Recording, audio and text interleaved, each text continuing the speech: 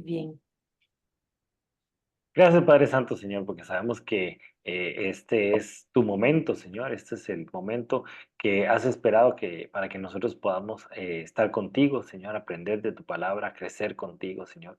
Eh, Buscarnos siempre en lo que hacemos, Señor, mejorar como personas, que te conozcamos más, que podamos crecer en el conocimiento de tu palabra, Señor, que podamos acercarnos más a ti, Señor. A ti la honra y gloria, Señor, y te pido que te manifiestes con poder en esta reunión, Señor. Que tu palabra sea dicha sin filtros, sin ningún tipo de, de desvío, Señor, sino que llegue directo a nuestro corazón, Señor. Transfórmanos, cámbianos, Señor. Que tu palabra sea ese ente transformador que estamos necesitando esta semana, Señor, para poder salir, avanzar, crecer y desarrollarnos, Señor. Te pido que nos des el entendimiento para poder captar todo lo que tienes para nosotros, Señor, y que podamos crecer en el conocimiento de tu palabra, Señor. Bendice esta reunión con tu presencia, Señor. Que todo lo que esté dicho aquí, Señor, sea de bendición para nuestra vida, Señor, y que podamos atesorarlo y que podamos crecer en el conocimiento de tu palabra siempre. Gracias, Dios, por este grupo, Señor. Gracias porque hemos podido sacar el tiempo para crecer contigo, Señor, y podemos desarrollarnos, Señor. A ti la honra y gloria, Señor, y te pido que te quedes con nosotros siempre. En nombre de Cristo Jesús. Amén. Amén. Amén. Y amén. Amén. Amén. Amén. Bueno, el libro de Éxodo es un libro, como les decía yo, cuando empezamos a ver lo que era eh, Éxodo en general, es un libro que definitivamente podemos ver la mano de Dios de una manera muy especial, porque acuérdense que el pueblo de Israel empieza a crecer en Egipto, y ahí es donde de 14, 15 personas que entraron a Egipto, 5 millones de personas salieron de Egipto y entraron a la tierra prometida. O sea, es un montonón de gente. Pero entonces ese pueblo tenía que enseñarle la cultura, tenía que empezar y convertirlo en pueblo, ¿verdad? Entonces, vemos las manifestaciones más claras de ese Dios todopoderoso, vemos las manifestaciones más claras del carácter de Dios, porque Dios está presentando a su pueblo. Anteriormente, ellos vivían en Egipto, no practicaban mucho de la liturgia de Egipto, perdón, de Israel, sino estaban ahí nada más creciendo y populándose. Sí mantuvieron siempre su unión como grupo, pero no tenían esa cultura, no tenían ese conocimiento de pueblo. Entonces, Dios instituye la primera fiesta del pueblo de Israel, que es la fiesta de la Pascua, con la salida de Egipto, y empieza a darles la constitución política de lo que iba a ser las leyes del pueblo que él está formando, ¿verdad? Entonces, en ese momento en el desierto, todo lo que vemos en Éxodo es donde vemos las manifestaciones más poderosas de ese Dios que tenemos, ¿verdad? Lo importante es entender que ese Dios sigue siendo el de ahora, ¿verdad? No es que era un Dios que antes se hacía muchas manifestaciones y ahora no las hace. Pero la vez pasada estuvimos hablando cómo se manifiesta Dios en el desierto y cómo se manifiesta Dios en la tierra prometida. Pero hoy vamos a tocar un tema que es como la punta de lanza para entender muchas cosas de la palabra de Dios, para entender muchas cosas de la Biblia. Y me gustó mucho este título, El Dios de los primogénitos. Entender quiénes son los primogénitos, qué es la relación especial que tiene Dios con los primogénitos y por qué Dios se apropia de los primogénitos. Esto lo vemos muy claro en el libro de Éxodo, ¿verdad? Uno de los elementos simbólicos, pero también importantes de Egipto, del libro de Éxodo, son las 10 plagas de Egipto. Recuerden que el faraón no quería sacar o no quería permitir que el pueblo de Israel saliera a celebrar sus fiestas y lo mantuvo cautivo y no lo dejaba salir. Y entonces hay una lucha de poderes frontales entre el Dios de Moisés y los dioses egipcios. Y entonces esa lucha de poderes tan frontal, también hablan de una lucha simbólica del reino de los cielos. Definitivamente el Dios verdadero es el Dios de Moisés, es el Dios de Jehová, es el que existe de verdad. Los dioses egipcios eran simplemente una ocurrencia de esa cultura que empezaban a inventarse unas fábulas sobre quiénes eran esos dioses. Inclusive Faraón era considerado un dios. Entonces Faraón no era como que hacían como una elección o simplemente el hijo heredaba el trono de Faraón. No, no. Faraón era considerado un dios, impuesto directamente desde el dios Sol. Y Faraón, después de que se moría, lo metían junto con todas sus riquezas, inclusive junto con todos sus sirvientes, que estuvieran vivos, los metían dentro de una pirámide y se quedaban ahí se suponía que iban a servir, esos sirvientes iban a servir a este otro dios, a Faraón, en el reino de los no vivientes, ¿verdad? Porque Egipto lo dividen culturalmente entre el reino de los vivientes, donde está la ciudad, y el reino de los no vivientes, donde estaba todo las pirámides, que son al final de cuentas mausoleos. Pero entonces, las 10 plagas de Egipto son sumamente importantes porque es esa lucha frontal. Y cada una de las plagas tiene un significado muy importante en su relación con Dios. Recuerden que las 10 plagas son para que Faraón entendiera el poder de Dios, pero también para que los israelitas dijeran, híjole, es que a nosotros nos respalda un Dios poderoso. Empieza el pueblo de Israel a conocer a Dios y el poder de Dios cuando se están peleando esos dos de ahí al frente, ¿verdad? Entonces, las plagas de Egipto se vuelven importantes no solo para que Faraón entendiera y para que los egipcios entendieran el poder de Dios, sino para que los mismos israelitas entendieran lo que estaban viendo ahí al frente y se empoderaran y empezaran a creer en el Dios verdadero que tenían ellos y el Dios poderoso que tenían ellos, ¿verdad? Y entonces las 10 plagas tienen un significado sumamente importante. La primera plaga es el agua convertida en sangre. Mami, si quieres, lee Éxodo 7, 14 al 18. Ay, espérate un segundo, es que, bueno, ¿dónde está? No lo veo, no Hágala, veo eso. hágala así. Pucha, estoy esperando. Ay, no, no, allá que estoy.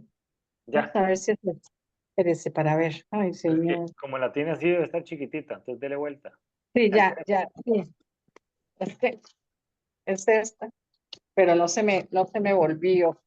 Bueno, espérese, voy a leer. Espéreme, espéreme. Aquí está.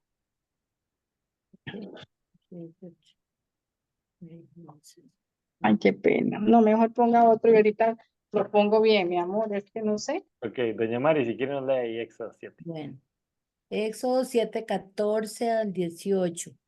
Luego el Señor le dijo a Moisés, el corazón del faraón es obstinado y todavía se niega a dejar salir al pueblo. Así es que irás al faraón por la mañana cuando descienda al río. Párate junto a la ribera del río Nilo para encontrarte allí con él. No te olvides de llevar contigo la vara que se convirtió en serpiente. Luego, anúnciale lo siguiente. El Señor, Dios de los hebreos, me envió a decirte, deja ir a mi pueblo para que me adore en el desierto. Hasta ahora te has negado a escucharlo. Por lo tanto, eso dice el Señor. Te mostraré que yo soy el Señor. Mira, con esa vara que tengo en la mano, golpearé el agua del Nilo y el río se convertirá en sangre. Los peces del río morirán y el río apestará y los egipcios no podrán beber agua del Nilo. Varias cosas importantes sobre esta primera plaga. Es una plaga que iba a traer muchas repercusiones en la vida de Egipto, de toda esa zona, ¿verdad? Tanto los egipcios como los israelitas. Porque si quitan el agua y empiezan a haber esas pestes y empiezan a haber, los animales mueren, entonces se volvía un tema muy, muy complicado a nivel de la vivencia de lo que iba a ser el pueblo de Israel, perdón, el pueblo egipcio. Y muy interesante porque los magos de Egipto también llegaron y dijeron, ah, pues, convertir el agua y volverla roja. Es muy fácil. Y tiraron unas sales, le oraron ahí al dios de ellos y ¡pum! El río también se convirtió en rojo. Entonces ellos dijeron, sí, sí, pues, esa hasta yo también la puedo hacer. Entonces Faraón dijo, no, no, eso no es tanto problema, ¿verdad? Este, el, el, el que el agua se afectara o que esta plaga afectara el río Nilo, eh, tiene una simbología muy importante con respecto a la sangre, porque la sangre se vuelve un tema muy importante para el pueblo de Israel, tanto para todo lo que Dios le iba a mostrar al pueblo de Israel con respecto a la redención de pecados, ¿verdad? Acuérdense que después Dios le instituye al pueblo de Israel todo ese proceso de sacrificios, en donde si pecaban tenían que matar un cordero y la sangre tenía que ser derramada, y después, entonces el cordero moría, entonces los pecados eran perdonados. Obviamente es como abrirle la sala para que cuando Cristo moría por nosotros en la cruz, entendiéramos todo ese concepto del sacrificio. Pero entonces Dios empieza a bombardear el pueblo de Israel con el concepto de la sangre. Y muy interesante, no solo el agua del río se convirtió en sangre, sino el agua que tenían ellos guardado en tinajas también se convirtió en sangre, ¿verdad? Que eso no lo hicieron los magos de Egipto, ¿verdad? Pero también tenía una simbología importante para el pueblo de Egipto porque mostraba el poder que tiene Dios sobre la naturaleza y desafiaba a uno de los dioses del Nilo, que se llama Hapi. Ese dios era el que protegía el Nilo y entonces de alguna manera Dios estaba diciendo, mire, yo soy Dios sobre este dios Hapi que tienen ustedes, ¿verdad? Entonces empieza esa lucha de poderes y Dios demostrando su poder sobre los dioses de Egipto, ¿verdad? Sobre los dioses que tenía otro tipo toda la cultura egipcia que tenía esos otros dioses. Entonces, esta primera plaga toca a los egipcios, pero también toca al pueblo de Israel, que eso es muy importante, ese tema que vamos a estar viendo. Después, la segunda plaga es la plaga de ranas. Es interesante porque esas ranas tienen tienen una lógica en el momento en que se quedan sin agua, las ranas empiezan a salir del río y empiezan a habitar buscando agua.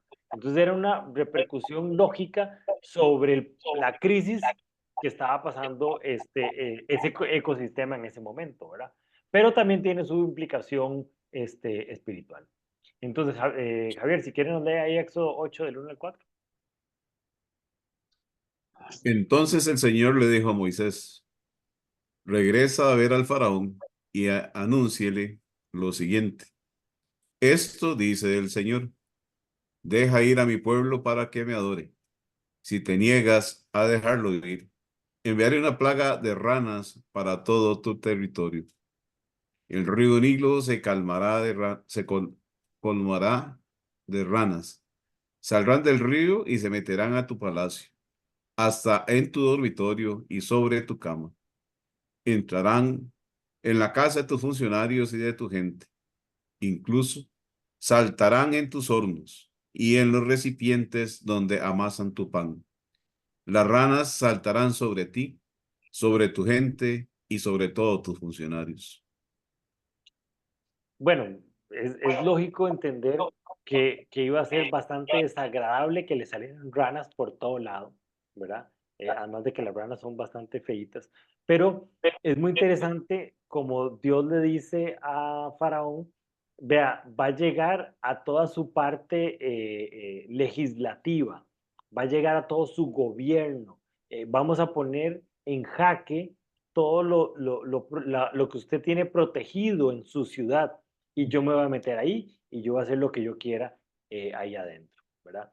Entonces, que las ranas invadieran Egipto, salieran de los lagos y ríos y entraran a la ciudad, es muy interesante porque el río Nilo, para el pueblo de egipcio, es muy importante porque de ahí proviene la vida, de ahí proviene todas las bendiciones de Dios. Y de hecho, el río Nilo se desborda cierta época del año y ese desbordamiento cuando se retraía otra vez dejaba tierras totalmente fértiles. Y los egipcios habían entendido toda esa relación que tenían con el Nilo y tenían como muy estudiado, como muy mapeado, como muy entendido todo lo que pasaba alrededor del río y se volvía algo sumamente cotidiano, esa convivencia con el río. Por eso le tenían hasta nombre de un dios. Pero entonces que ahora del río saliera la maldición para las ciudades era poner el dedo en la llaga en uno de los temas más sensibles para el pueblo egipcio, ¿verdad? Y de alguna manera Dios estaba mostrando que tenía el control sobre las criaturas. Ya no era sobre la naturaleza, sino sobre las criaturas. Y un desafío directo a Heket, que es la diosa rana de la fertilidad. Las ranas para el pueblo egipcio era muy relacionado con la fertilidad, con la feminidad, con las mujeres, y que Dios tuviera control sobre las ranas, de alguna manera estaba diciendo, mire, yo tengo control también sobre la fertilidad, sobre las cosas más propias de ustedes, sobre lo más íntimo que tienen ustedes, yo tengo el control sobre eso, ¿verdad? Después viene otra plaga muy interesante, que es la de los piojos. Yo me acuerdo que cuando yo estaba en el colegio, cada rato me pegaban los piojos y habían plagas de piojos en la escuela. Y me decía mi mamá, aléjese de ese compañero que no se baña bien, por eso le pegan los piojos. Pero dulcito para los piojos, era yo. Pero la plaga de los piojos es muy interesante porque empieza a tocar cosas inmanejables totalmente. Mami, yo no sé si ella puede leer. Tiene muteado el teléfono. Ay, se perdió Anita. ¿Eso qué? Lo 8, tiene en silencio el teléfono. 16, 18. 8, 16, 8, 8, Ok. 16, Kenita, ¿estás por ahí? 8, 16, 18. Ujú. Sí, aquí estoy. Si Dame un quieres, chance léenos ahí, para Exo. buscar mis anteojos. ¿Me Los que oye, Esteban? ¿No me oye? Ahora sí la oigo bien y la Ah, veo. Ah, bueno. bueno, entonces sí, aquí estoy. Ah, Perdón. ok, Léalo ok. usted, mami. Léalo. Ojo. Éxodo 8, 16, 18. Así es que el Señor le dijo a Moisés, dile a Aarón, extiende tu vara y golpea el suelo. El polvo se convertirá en enjambres de mosquitos para toda la tierra de Egipto.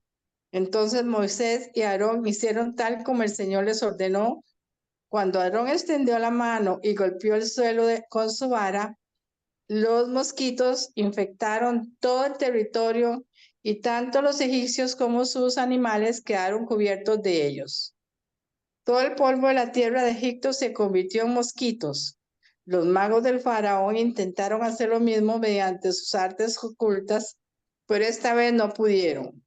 Y los mosquitos estaban sobre todos, gente y animales por igual. Ok, en esta versión dice mosquitos, en otras versiones dice que son piojos, porque era como que del polvo salía todo esos bichillos que brincan y brincan y brincan por todo lado. Hasta me da picazón pensar Pues sí. en esa plaga. Mm. Porque el asunto de los mosquitos, del polvo, es que se meten en todo lado. Y entonces se vuelve un tema sumamente, bueno, que son pequeñitos, pero se vuelve un tema totalmente inmanejable porque igual como cuando alguien hace un arreglo en una casa y por más pequeñito que haga uno o tratar de cubrir todo, el polvo se mete en todo lado y hay que sacar la ropa y limpiar el closet y barrer y barrer y barrer y se empolva todo. Igual les estaba pasando con los piojos. Por todo lado había y por más que cerraban puertas, ventanas, se encerraban, siempre por algún lado se metían y es muy molesto. Cositas pequeñitas, pero que se ven sumamente molestos. Ese es el concepto de esa plaga de piojos. Y entonces Dios estaba diciendo, ve, yo no solo controlo los grandes animales, como las ranas, yo también controlo los pequeñitos y me hacen caso y hacen lo que yo quiera. De alguna manera, ese balance que los egipcios habían logrado mantener con su vida en el Nilo, se volvía y se rompía totalmente. ¿Por qué? Porque ya no tenían agua, porque ya tenían ranas y ahora tenían piojos, que era parte de ese desbalance climatológico que estaba sucediendo en ese momento. Pero entonces la plaga afecta a humanos y animales. Y, muy importante, los magos ya no pudieron replicarlas. Ya la anterior, de alguna manera decían, sí, es muy fácil, yo tiro un montón de ranas, yo convierto agua y le pongo un poco de colorante y se vuelve roja. Pero esta de los piojos, Faraón le dice a los magos, hágalo. Es imposible, yo no puedo hacer eso. O sea, yo puedo agarrar un poco de ranas y las tiro ahí y entreno las ranas, pero los piojos yo no puedo entrenarlas, ¿verdad? Entonces, era una manifestación de Dios sobre la creación y que los dioses egipcios relacionados con la tierra y con la fertilidad. Otra vez, ese balance que los egipcios tenían y lo manifestaban de manera cosmológica con sus dioses, Dios estaba diciendo, yo estoy por encima de esos y yo puedo hacer un desorden aquí de esta situación que está pasando, ¿verdad? Entonces, esta plaga de piojos ya es la que le pone el punto final sobre, sobre toda la naturaleza y sobre lo que Dios tenía control sobre todo el ecosistema que existía, ¿verdad? Después empiezan a llegar esta plaga, ahora sí de mosquitos o tábanos. Tábanos es como una mosca, pero no es una mosca así chiquitica, es una mosca como así. Es una cosa impresionantemente grande y que traía un montón de enfermedades también. Entonces, Qué Kenita, si miedo. quieres, es ahí Éxodo 8, de 20 a Moscas, 23. entonces. Ujú.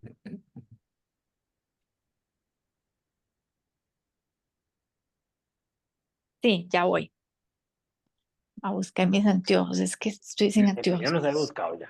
No, es que como ya no iba a leer, entonces ya no abrí la cajita de los anteojos, pero ya voy a leer. Espérese.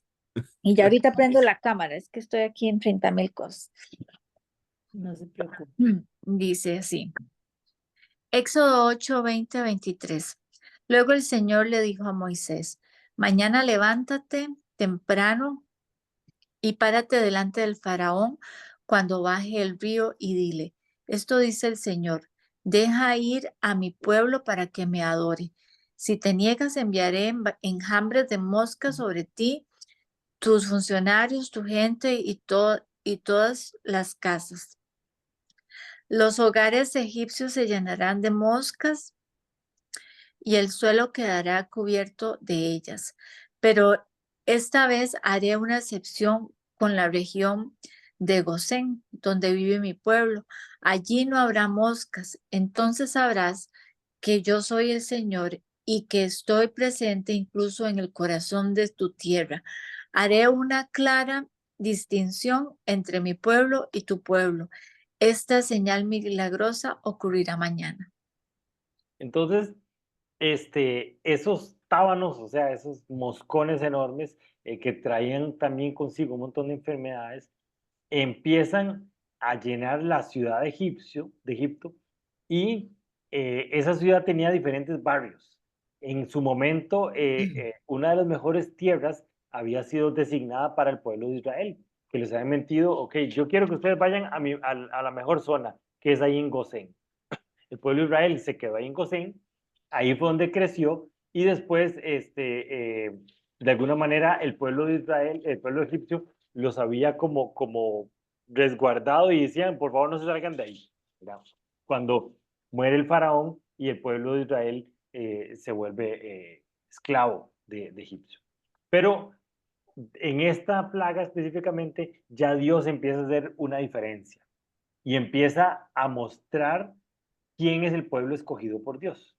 No es un tema de que, ok, esa zona fue atacada por plagas y mira qué casualidad, cada vez que Moisés cantaba algo pasaba. No, aquí vemos ya un Dios que él tiene control sobre la naturaleza, pero también tiene su poder de decisión. No es una energía general, sino es una energía consciente que llegaba y decía, ok, pero esta zona no. Las moscas van a ir por todo lado, van a hacer una cosa impresionante, va a estar en el piso, va a estar en los muebles, va a estar en las paredes, o sea, fuertísimo también, pero solo para los egipcios. Mi pueblo está protegido, mi pueblo está resguardado, mi pueblo escogido por mí no va a sufrir de esta plaga, porque esta plaga ya no era incómoda. O sea, no era un asunto de que qué pereza, ¿para qué vivir entre moscas? ¿O por qué vivir entre piojos? No, ya esos tábanos ya traían enfermedades y traían muerte. Y entonces ya el pueblo, ya Dios hace una separación. No, yo no quiero que mi pueblo sufra de esta muerte, porque ellos no tienen nada que ver. Es un asunto de lucha de poderes entre Faraón y entre, ¿verdad? Esos tábanos son esas moscas enormes que pican y traen muchas enfermedades. Pero lo más importante es que esta plaga demuestra la protección de Dios sobre su pueblo. ¿Okay? Aunque sucedan cosas a nivel natural, ¿verdad? Y no solo, o sea, no es que solo en este momento hubo situaciones incómodas de la naturaleza en Egipto. Pasaban langostas, pasaban hambrunas, pasaban escasez de lluvia, pasaba mucha lluvia. Y todo eso afectaba a todo el mundo, ¿verdad? Pero lo que esta plaga ya sí demuestra, ok, si ustedes están por el mundo y están conmigo, yo voy a protegerlos sobre las cosas y sobre la muerte en el mundo, ¿verdad? Entonces es muy interesante como esa simbología empieza ya a mostrarnos ese Dios que tiene su preferencia por el pueblo de Israel. No era un asunto así circunstancial que estaba pasando. Ya la plaga 5 empieza a afectar a los animales, ya los animales grandes. Y eso empieza a tocar el bolsillo de los egipcios, ¿verdad? Porque tocar a los animales era como casi que meterse al banco y empezar a robarle la plata del banco. Entonces, doña Mari, si quieren leer Éxodo 9 del 1 al 5. Éxodo 9, 1 al 5. Preséntate de nuevo al faraón, le ordenó el Señor a Moisés, y dile, esto dice el Señor, Dios de los hebreos, deja ir a mi pueblo para que me adore.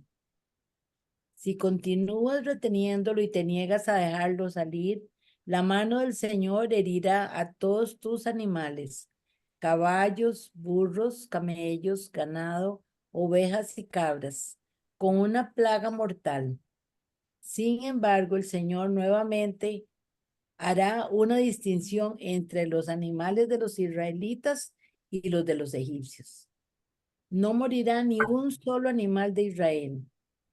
El Señor ya determinó cuándo comenzará la plaga. Ha declarado que mañana mismo herirá la tierra. Recuerden que en esa cultura era una cultura de intercambio totalmente. El concepto de monedas todavía no existía. Entonces, casi que una persona que tenía mucho dinero, no era porque lo tenía en una cuenta bancaria ahí o debajo de la cama, sino porque tenía animales y tenía sembradíos y tenía terreno para poder hacerlo. Entonces, esta plaga afecta la parte económica del pueblo de Israel. Afecta el intercambio, el poder alimentarme yo, alimentar a mi familia, pero también poder tener carne, cambiar por telas y todo el intercambio que sucedía en la cultura egipcia. Ya esta plaga ya afecta los intereses políticos del pueblo de Israel. Ya empiezan los altos jerarcas dicen, no, ya esto está afectándome económicamente y ya no me gustó para nada, ¿verdad? Y otra vez hace una distinción entre el pueblo de Israel y el pueblo egipcio, ¿verdad? Entonces, como les decía, esa plaga trajo una gran pérdida económica para el pueblo de Israel. Y era un juicio en contra del dios de Egipto del amor y la maternidad que tenían en forma de vaca y se llama Hathor. Entonces, otra vez, Dios está diciendo, mire, yo estoy por encima de esos falsos dioses que ustedes se han inventado. Y yo estoy por encima de esas pérdidas económicas que los demás pueblos están teniendo, porque yo tengo a mi pueblo escogido y ellos no van a sufrir de esta pérdida económica. Pero entonces empieza primero a mostrarse esa preferencia que tiene Dios por el pueblo de Israel, pero también a ayudar al pueblo de Israel a hacer una buchaca que iba a ser muy importante para cuando ellos salieran al desierto, ¿verdad? Entonces, todo ese tipo de cosas empiezan a suceder en esa plaga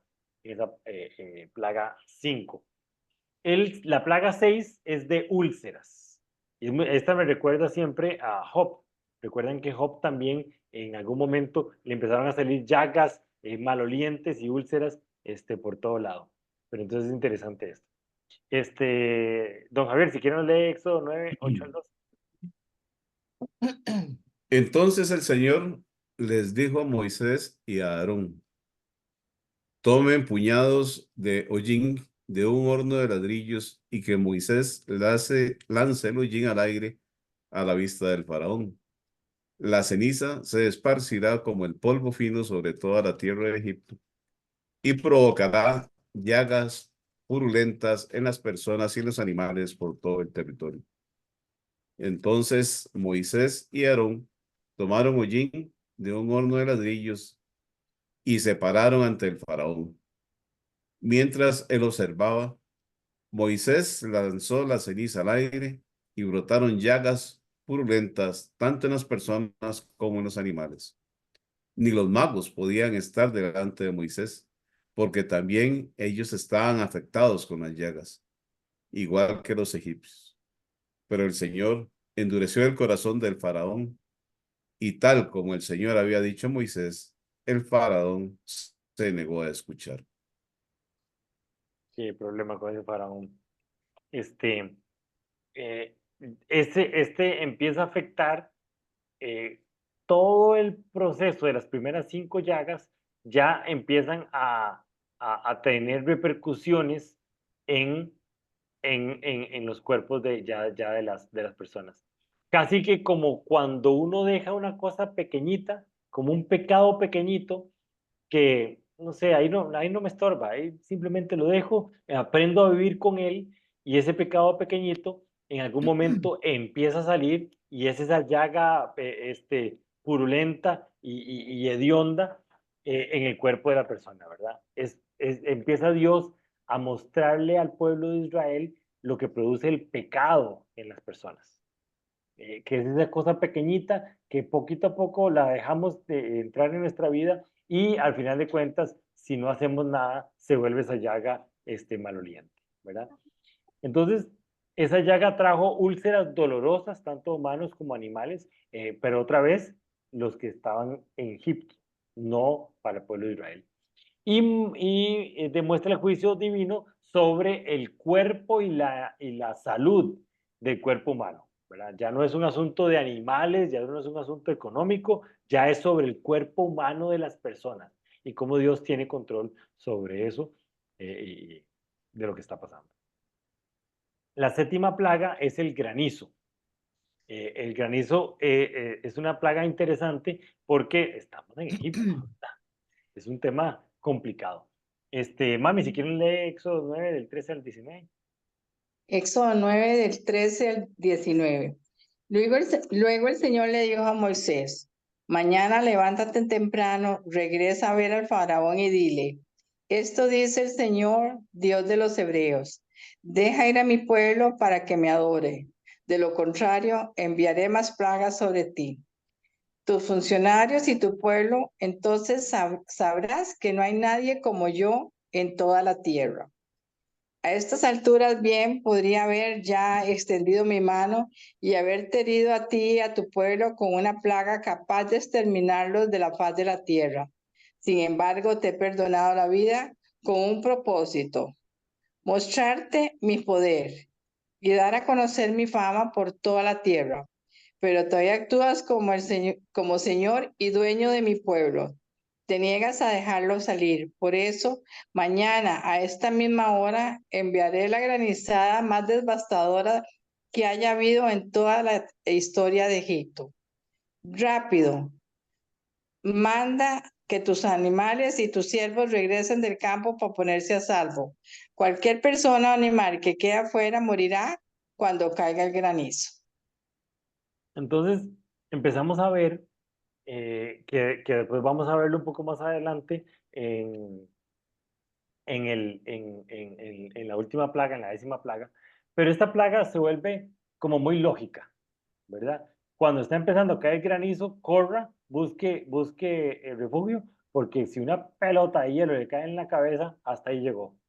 Me acuerdo una vez que había para esta época había una rayería durísima y un aguacero, y mami salió a meter la ropa, y cuando entró dijo, vean lo que me cayó a la par, y era una pelota así como de hielo, granizo que había caído, y yo decía, santo Dios, es que si está el granizo hay que meterse, ¿verdad?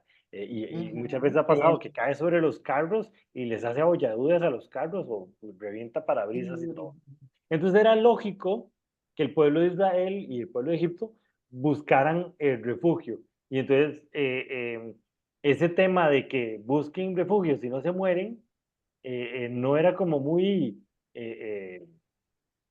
no era como muy profético de saberlo, no, era lógico, la gente iba a buscar refugio, ¿verdad?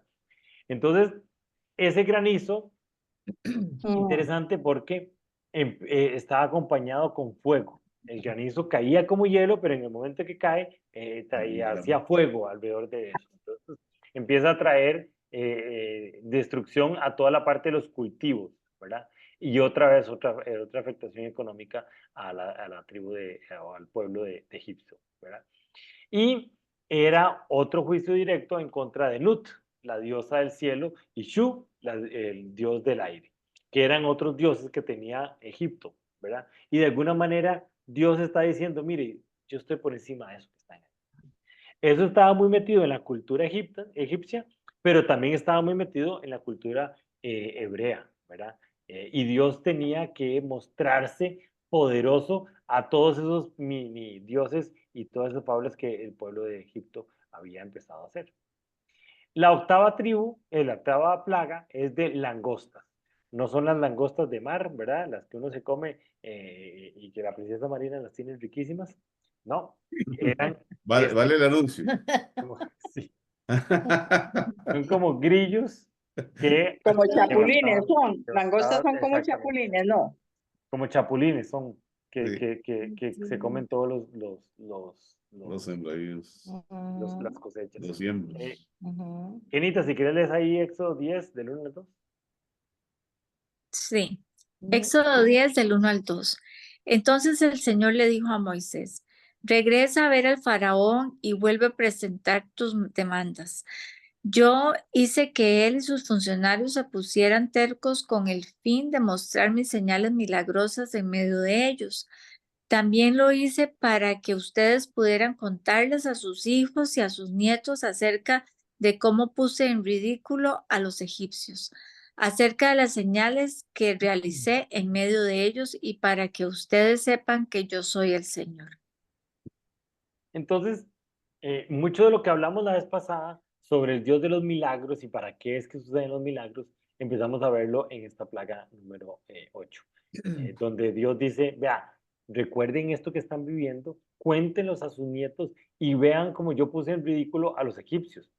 El pueblo de Egipto era de los pueblos más prósperos, era una potencia mundial a nivel de conocimiento, económico, a nivel bélico, todo tenían ellos una potencia en todo lo que estaba pasando en esa zona.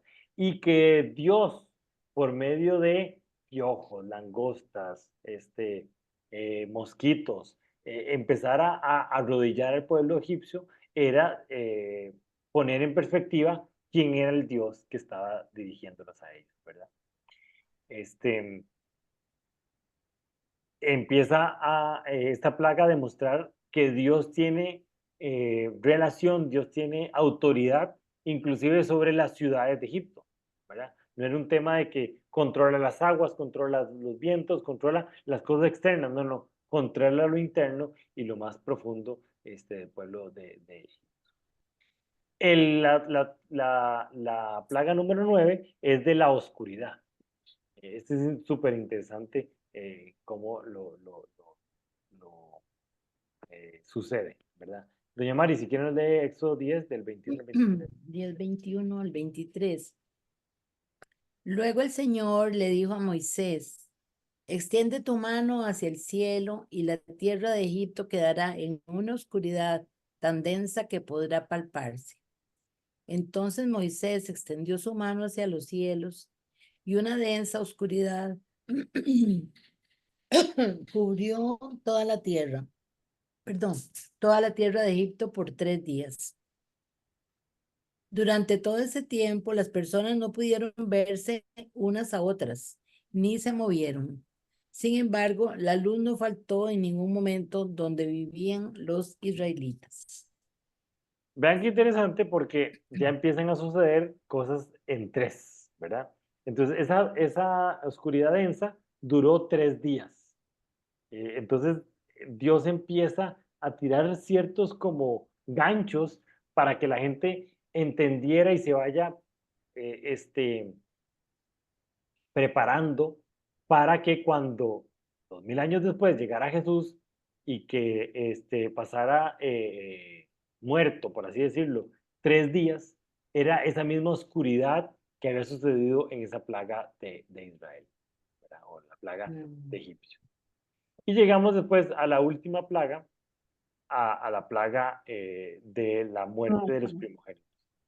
Esto es muy interesante porque algunas películas, y por eso siempre es importante ir a la Biblia y leerla, algunas películas muestran esta plaga como que Faraón dijo algo que no tenía que decir y entonces por sus propias palabras cayó una plaga sobre los primogénitos. Pero Dios nunca hubiera ido a mandar a matar a los primogénitos. Eso es como la premisa de la película. Pero si vemos la Biblia, no. La Biblia es muy, muy clara sobre cómo va a poner Dios esta plaga. Entonces, Javier, si quieres lee ahí Éxodo 11, del 4 al 8.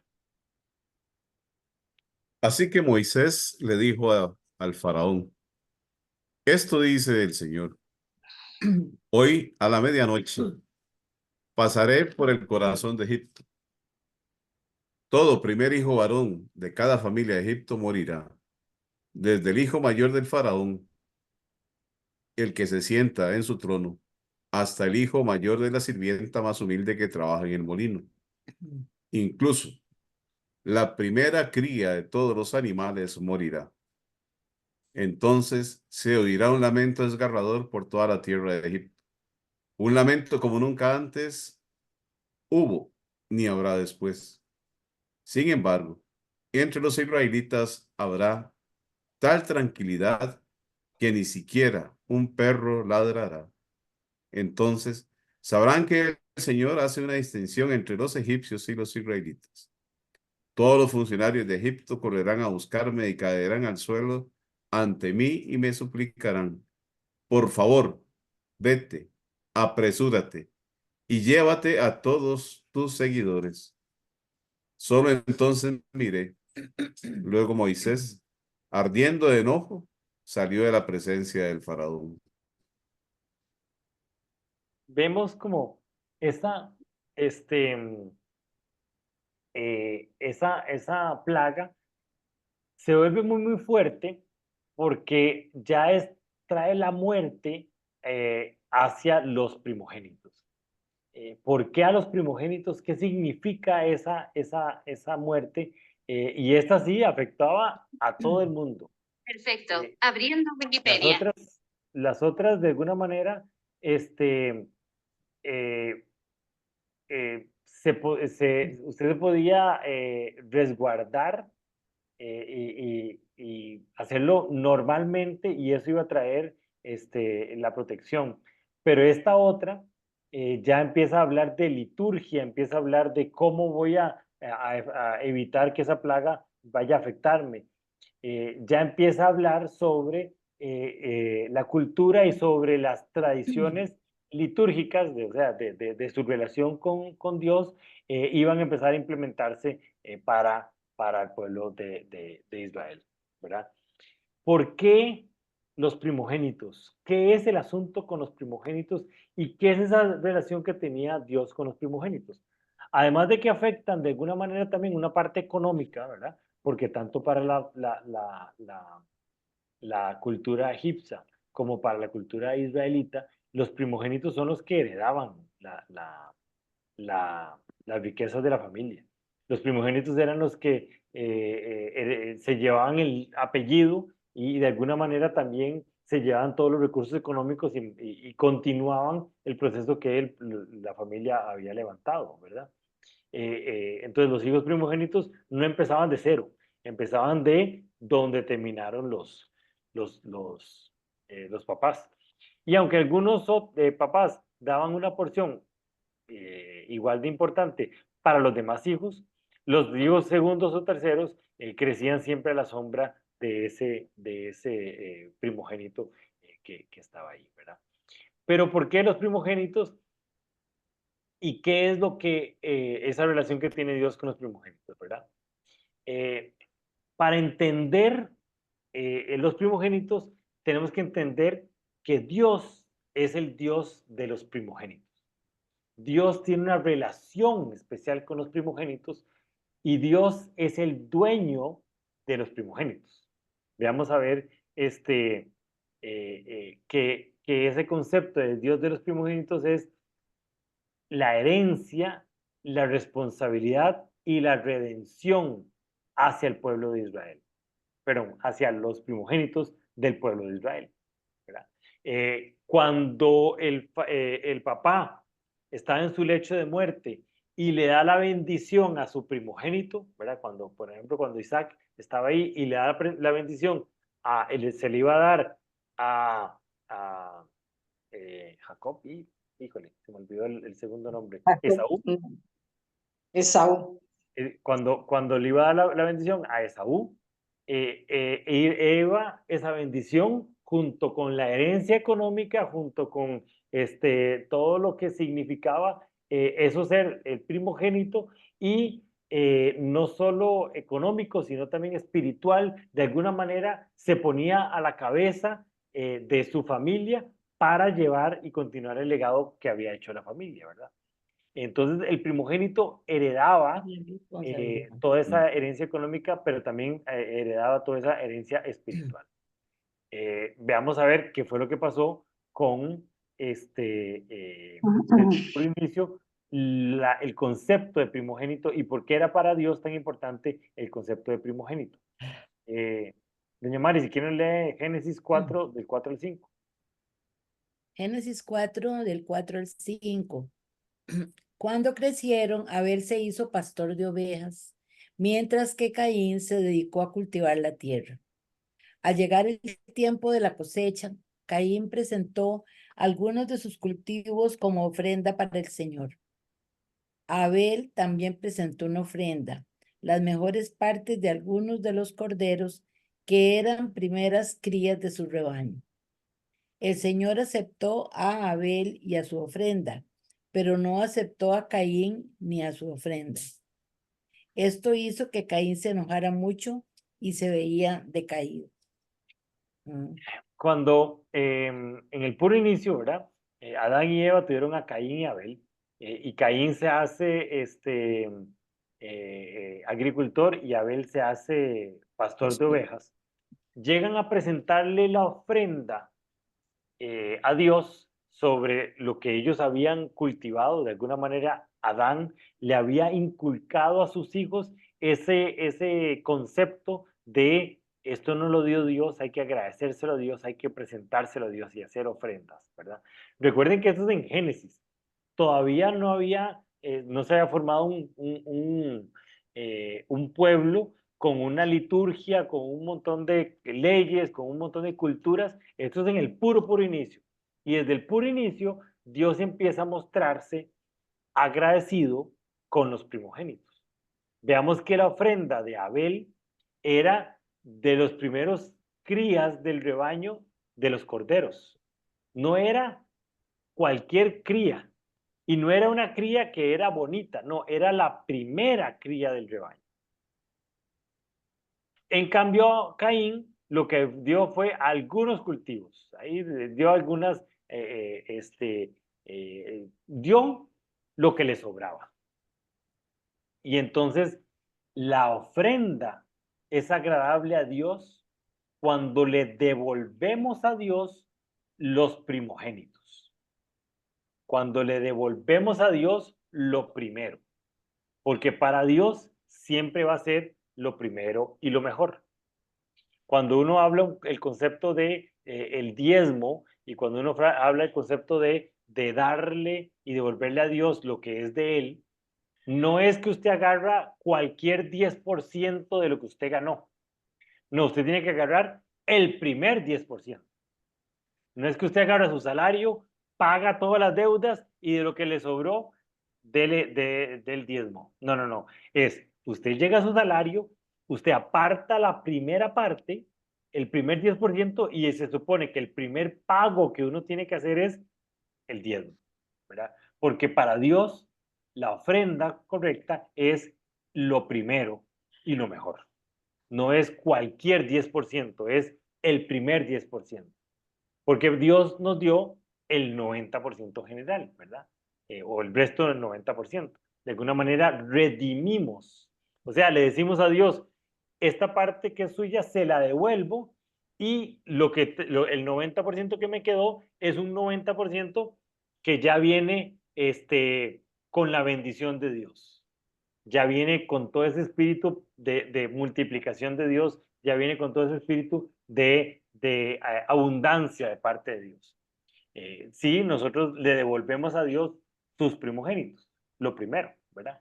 Entonces, cuando Dios mandó a matar a los primogénitos en la plaga de Egipto, no estaba asesinando a la gente a diestra y siniestra, no estaba trayendo un espíritu de muerte que iba a afectar a todos. Simplemente estaba diciendo, los primogénitos son míos, me pertenecen a mí y yo tengo decisión sobre lo que yo quiero hacer sobre esos primogénitos. Y en este caso, estos de egipcio, voy a traérmelos y voy a traérmelos conmigo. Entonces por eso mueren los primogénitos. Él no se estaba llevando nada de lo que no le pertenece. Él se estaba llevando lo que es suyo, que son los primogénitos, ¿verdad? Veamos ahí números 3, del 12 al 13, Javier, si quieren nos los puede leer ahí.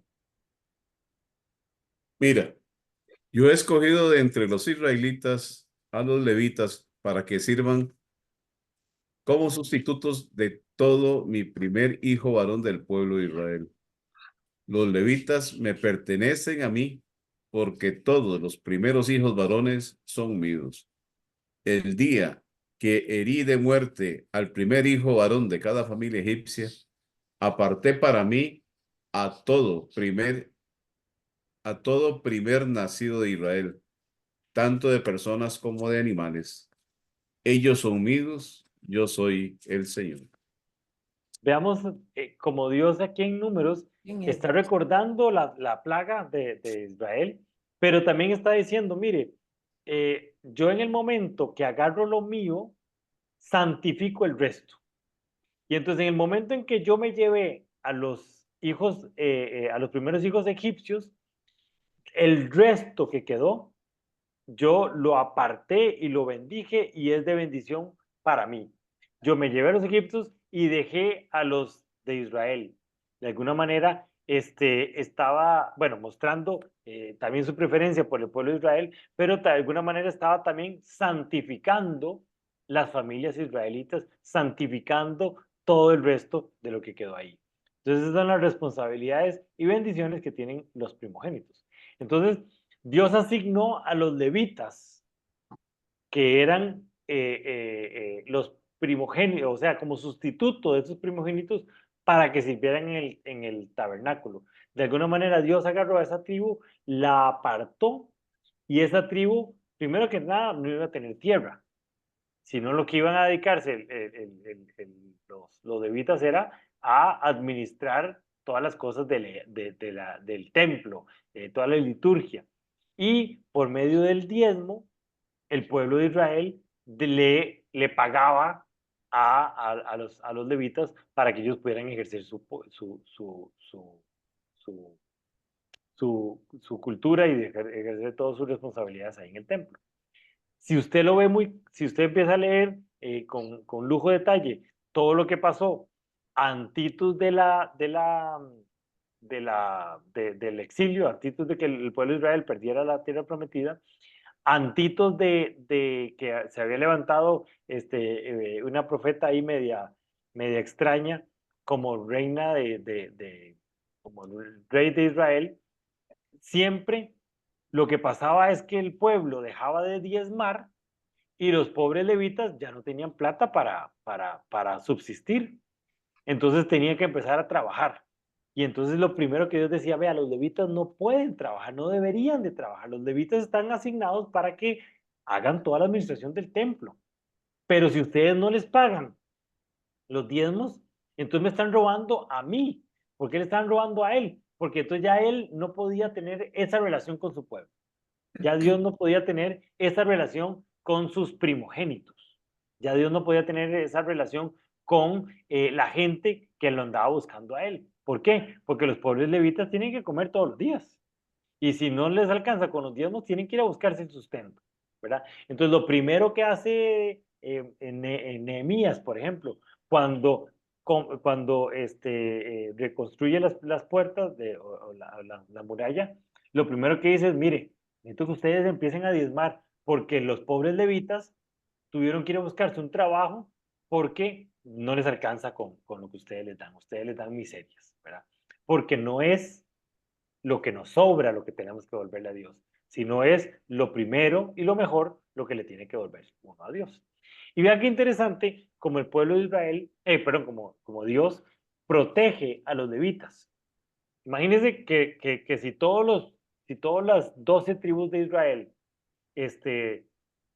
ganaran lo mismo, entonces una tribu de Israel, que son los levitas, ellos no ganan nada. Ellos no hacen plata de alguna manera porque ellos estaban dedicados a las cosas del templo. Pero las otras 11 tribus agarran el 10% y se lo dan a los levitas. Entonces los levitas viven no con el 100%, sino con el 110%, porque hay 11 10% que los demás tribus le dieron a él. Entonces, Dios había designado, había acomodado todo para que los levitas vivieran muy bien. Por eso a mí me da una tristeza cuando el pobre sacerdote del barrio está buscando a ver colchones o algo así para poder vivir mejor o que le ayuden para poder tener su comidita. Por dicha la iglesia de alguna manera los protege y los cuida mucho, pero en zonas rurales el pobre sacerdote del pueblo ve a ver cómo hace para levantarse y está haciendo una parte sumamente importante para la sociedad y la gente de alguna manera ve a ver quién lo cuida. No es la idea de Dios. Dios siempre agarró a los sacerdotes y les dijo, yo quiero que ustedes vivan mejor que cualquier otro en el pueblo. Porque ustedes hacen una parte sumamente importante, que es hablar de la palabra, que la gente aprenda, que la gente escuche y que la gente crezca, ¿verdad? De alguna manera, como que nos hemos recostado a que la iglesia cuida y protege a sus sacerdotes y se le da lo que es la limosna en el momento, ¿verdad? Ya el concepto de diezmo no se le da a los sacerdotes. Está bien aquí, ¿verdad? la iglesia de Don Bosco y los sacerdotes de Don Bosco, uno dice, bueno, esos están bien cuidados, bien protegidos, pero en zonas rurales sí la ven bien feo, sí la ven bien duro, y son ellos los que están haciendo ese trabajo misionero de ir a llevar la palabra a los lugares más recónditos. Pero bueno, ya estamos hablando de otros temas. El sacrificio y la redención de los primogénitos, ¿verdad? Mami, si quieren léenos Éxodo 34 del 19 al 20. Éxodo 34, 19, 20. El primer nacido de cada animal me pertenece, incluidos los machos de las primeras crías de tus manadas de ganado y de tus rebaños de ovejas y de cabras. Para recuperar la primera cría de un burro, podrás pagar rescate al Señor entregando como sustituto un cordero o un cabrito, pero si no pagas rescate para recuperarlo, tendrás que quebrarle el cuello al animal. Sin embargo, tienes la obligación de pagar el rescate por todo primer hijo varón. No entendí eso del burrito. Vamos a ver. El burrito que le quiebran el cuello. Dios está manifestándose y dice, vea, la primera regla del juego, el primogénito es mío, el primogénito de todo es mío, ¿verdad? Lo primero es mío. De hecho, cuando el pueblo de Israel entra a la tierra prometida, la primera batalla que tiene es con Jericó. Y toda la ganancia, o sea, todo lo que ganaron de esa batalla de Jericó, Dios dice, esa no se la repartan, esa va íntegra, completa, toda para mi templo, porque es la primera batalla. Eso no se lo repartan. Todas las demás batallas, ¿verdad? Cuando llegaron y vencieron la segunda ciudad, esa segunda ciudad sí se lo repartieron, el 10% se lo dejaron a los levitas y todo el resto se lo repartieron entre el pueblo, ¿verdad? Pero lo primero siempre es mío. Eso sí, si usted quiere dejarse ese primero, entonces tiene que cambiármelo por algo igual primero, ¿verdad? Entonces, si usted quiere, si llega, se compra usted una burra, le saca crías, el primer burrito es mío, usted me lo tiene que devolver. De alguna manera era ese el que había que sacrificar y ofrecérselo al Señor para que el resto de burritos que no eran, que nacieron de ese embarazo, sino por el resto de la vida de esa burra, todos esos burritos son suyos. Y yo voy a protegerlos, a cuidarlos, a traerle bendición a esa burra porque usted me devolvió lo que es mío, ¿verdad? Si usted se deja ese burro, de alguna manera, todos los demás burros están a la libre. Yo no puedo protegerlos, yo no puedo interceder por esos porque usted decidió que eso no era mío, era suyo, ¿verdad? Entonces, es el concepto de redención. Pero si usted se quiere dejar ese burrito, entonces entrégueme un cordero, que el cordero está por encima del burro, ¿verdad? El cordero, a nivel económico, usted le podía sacar muchísimo ganancia, mucho más que un burro. Entonces, aunque el burro en la tabla de valores económicos era más importante, era menos importante que el cordero, ¿verdad? Si usted quiere dejarse el primer burro, usted tiene que entregarme el primer cordero. O sea, era un asunto de entender que el primogénito tiene un valor superior al resto de animales, ¿verdad? Entonces, es lo mismo que con el salario, ¿verdad? Si usted agarra y separa lo primero y se lo entrega al Señor, el Señor dice, ok, todo esto, todo el resto, ese 90% va a ser santificado y yo lo voy a cuidar. Porque lo primero siempre es mío. Eso es lo que ahí está diciendo en Éxodo Dios. Y vean qué interesante, estamos en Éxodo, o sea, Dios estaba mostrando toda la parte cultural y eclesiástica de cómo es que maneja él las cosas, para mostrar el carácter que tenía él, ¿verdad? Entonces es lo que él le dice con respecto a los burritos y a las críos y a los corderos. ¿Ok? Entonces, es el concepto de redención de los primogénitos entre los animales, ¿verdad? La redención es, ok, ese primer burrito o ese primer cordero es mío, entonces usted lo tiene que sacrificar. Pero si usted no lo quiere sacrificar, ese primer burrito, entonces deme algo de mayor valor. De alguna manera, Dios estaba instituyendo todo el concepto de que lo que Cristo, que es el primogénito, iba a hacer por nosotros. Ujú. Todos nosotros merecemos la muerte, pero si el primogénito es muere por nosotros, todo el resto, o sea, todos los demás hermanos de Jesús, vamos a ser de alguna manera Salvas. redimidos y perdonados con nuestros pecados, ¿verdad? Es para que nosotros entendamos ese concepto que Jesús iba a hacer en la cruz. ¿Sí? Ujú. Y aquí en Colosenses lo pone muy claro Pablo. Mami, si quieres lee Colosenses 1:15. 1:15. Cristo es la imagen visible del Dios invisible. Él ya, no ya existía antes de que las cosas fueran creadas y es supremo sobre toda la creación. Cristo es el Imagen primogénito, visible. es el Hijo de Ujú. Dios primogénito, el primer Hijo de Dios, ¿verdad? Y de alguna manera, cuando nosotros recibimos a Cristo en nuestro corazón y declaramos que Él es nuestro Señor, entonces toda esa bendición viene a nosotros. Primero llegó por el pueblo escogido por Dios, que es todos los israelitas, y después nosotros, porque somos adoptados dentro de esa promesa, ¿verdad? Pero por eso es que Ujú. nosotros somos redimidos por Cristo. ¿Por qué? Porque Él es el primogénito y todo Ujú. esto es redimido, ¿verdad? De alguna manera nosotros somos los hermanillos de Jesús, ¿verdad? Que redimidos por Cristo. Redimidos por él. Ujú. Ujú. Lindo. Los no creyeron, los no israelitas. Ujú. Kenita, si quieres lees Hebreos 12:23.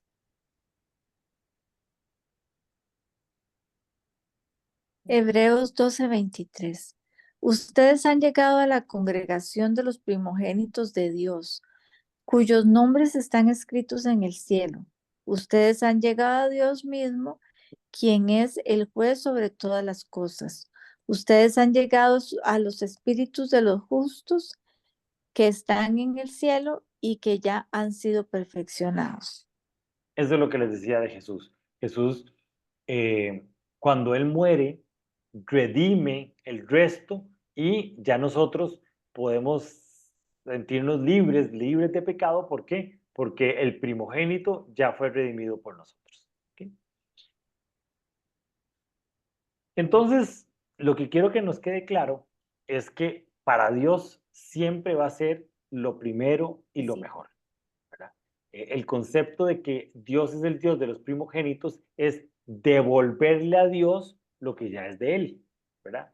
Entonces, la manera para darle a Dios lo primero y lo mejor en nuestra vida cotidiana, hay muchas formas de hacerlo, pero me gustaría que pusiéramos atención en esta parte. Agarrar la primera hora de la mañana para agradecerle a Dios es darle a Dios lo primero y lo mejor.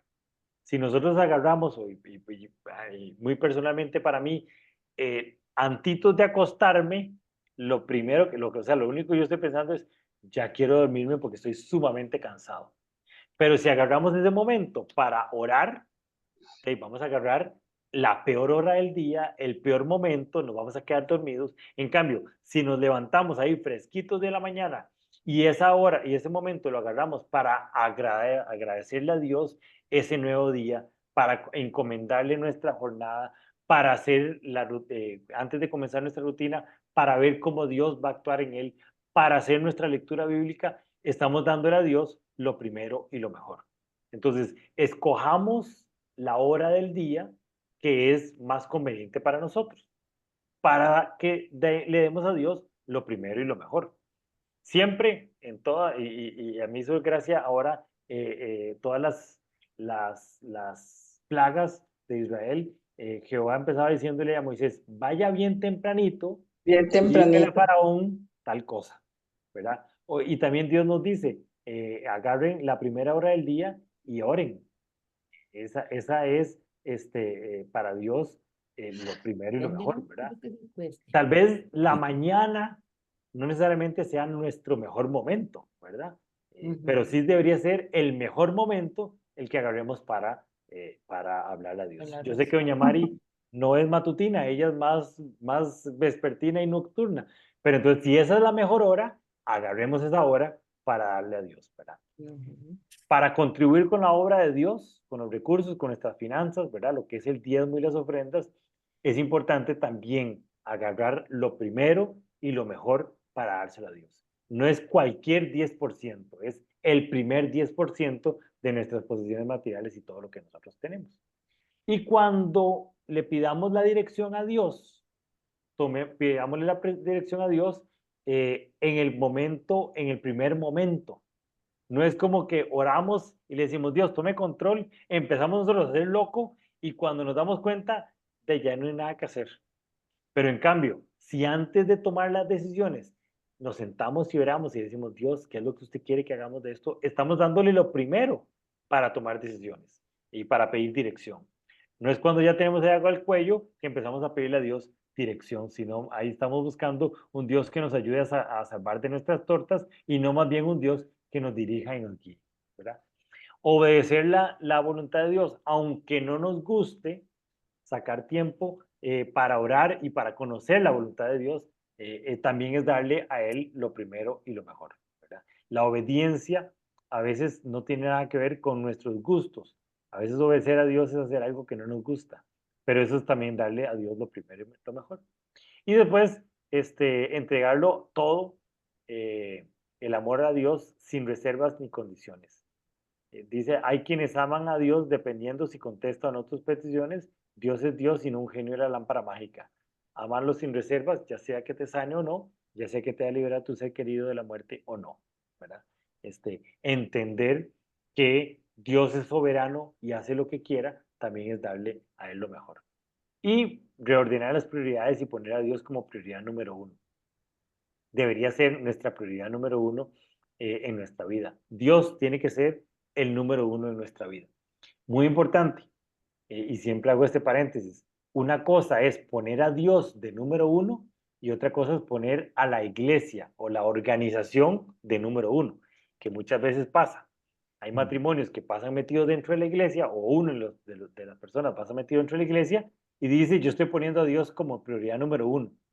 Y no, está poniendo a la iglesia, a la organización como prioridad número uno. Y muchas veces los matrimonios se ven en problemas porque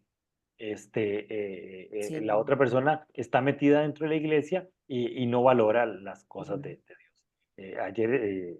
La semana pasada estaba hablando con un amigo y me decía, mire, es que yo tuve un problema con mi pastor, porque mi pastor decía, de la iglesia de él decía, que el 14 de febrero había que ir a hacer cosas en la iglesia. Y él decía, pero yo quiero ir con mi esposa y celebrar el Día de los Enamorados. No, es que Dios es más importante que su matrimonio.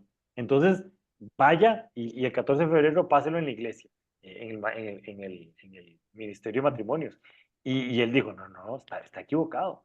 Porque muchas veces la gente relaciona a Dios con la iglesia o con la organización.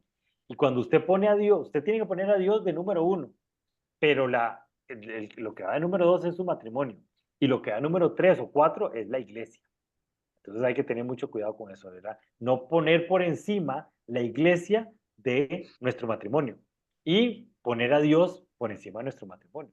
Sí, me decía un amigo, vea, un día mi esposa dijo, yo no quiero ir a la iglesia, y él dijo, bueno, yo sí necesito ese momento de intimidad con Dios que logro encontrar dentro de la iglesia.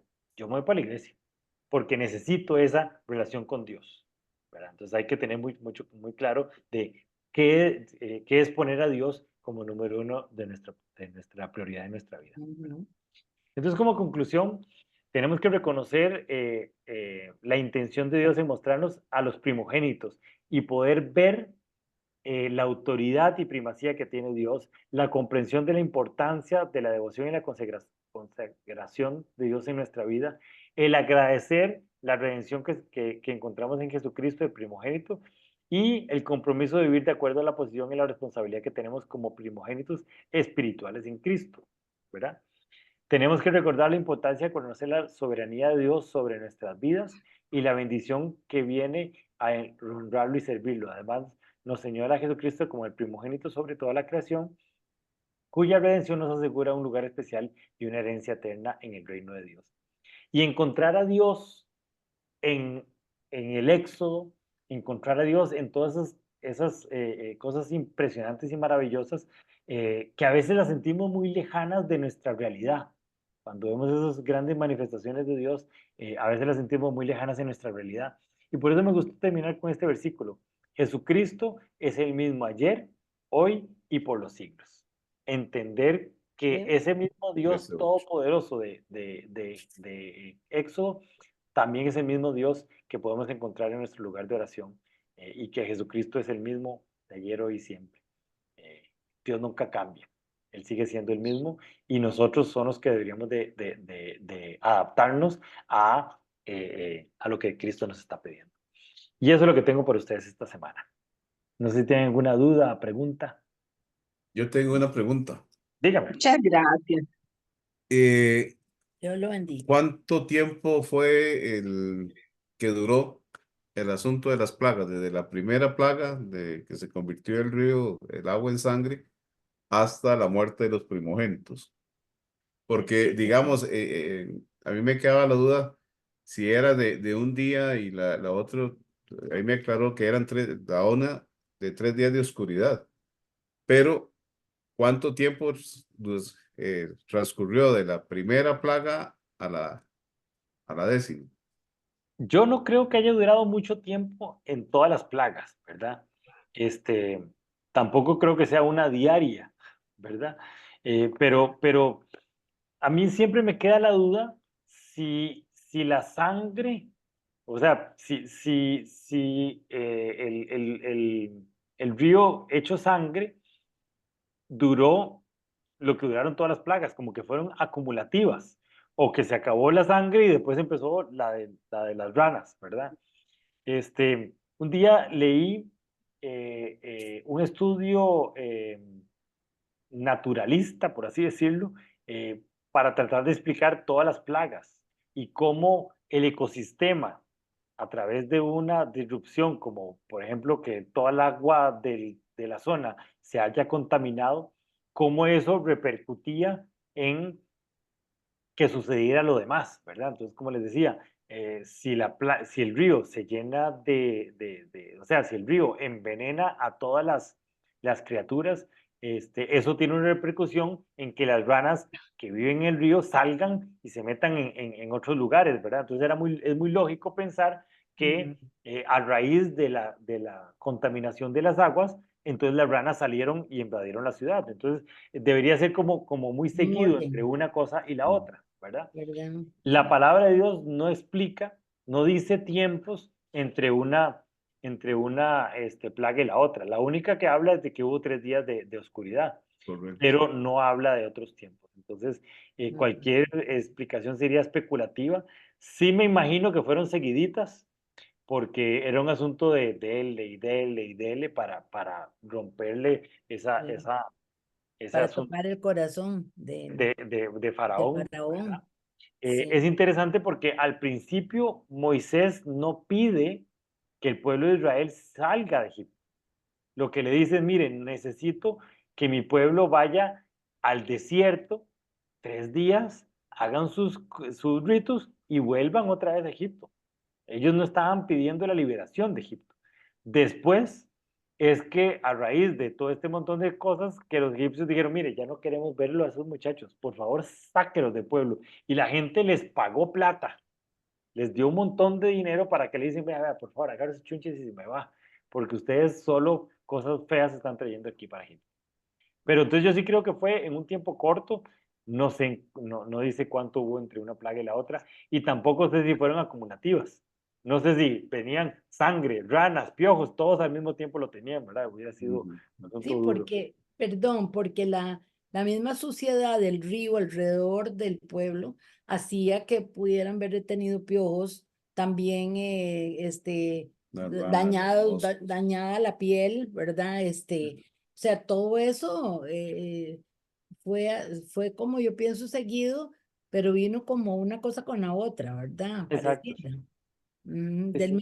De la misma agua, ¿verdad? Porque como ellos de ahí esa agua era para todo, ¿verdad? Sí, Sí, sí, sí. Y de sí, hecho, a la sí. fecha, el río Nilo se vuelve sumamente importante para todo el pueblo de Egipto. Ujú. Exacto, sí, sí. Bueno, Bueno, No sé si tienen muchísimas otra gracias, duda. Esteban. Agradecemos muchas muchísimo. gracias por todo siempre, tan importante. Vamos Listo. a ver si... Bueno, Esteban,